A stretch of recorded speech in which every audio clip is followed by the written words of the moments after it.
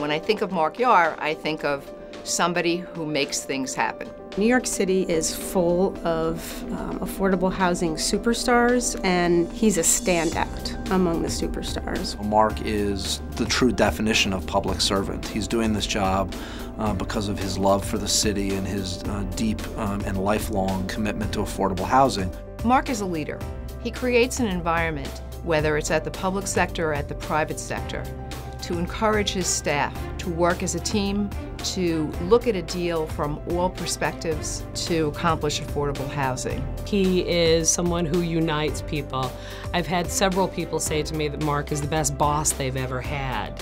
He's obviously in a very important role, particularly in these difficult times, but he takes his work and his role seriously, but he doesn't take himself too seriously. Mark knows the deals and how they need to be structured to work so well from so many different perspectives that he's able to cut to the chase very quickly, and if and when a problem does present itself, can figure out a way to get around it. Some people might call me a deal junkie. I love doing deals. I love working with staff that love doing deals, and I have just a wonderful staff at HDC. So it's just an enormous joy to go into work every day and to work with those folks, but work with all the people in the industry who I've been working with for many, many years, collaborating on deals throughout the city. Most people don't know that HDC in the New Housing Marketplace Plan was originally supposed to put in $500 million of subsidy through its corporate reserves into the housing that we're creating.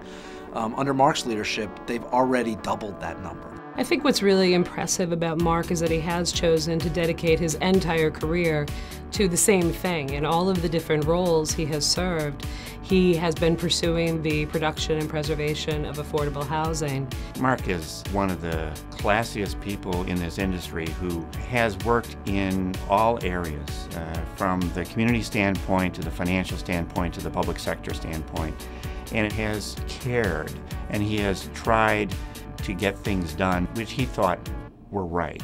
You know, I've been quite lucky to have been able to work in a number of different settings. At one point I read this collection of Jack London stories in sort of Call of the Wild and said, well, that's kind of neat, and I think I'll go to Alaska. And so I lived and worked in a small Eskimo village about 50 miles above the Arctic Circle. So whether it was in Alaska or it was in East Flatbush or now in my current job, I think my work and the work of all my colleagues who surrounded me, there's been a commitment to equity and justice that infuses the work with an even greater meaning than it otherwise might have. In New York City, we've gone through certainly one great cycle of decline and resurrection.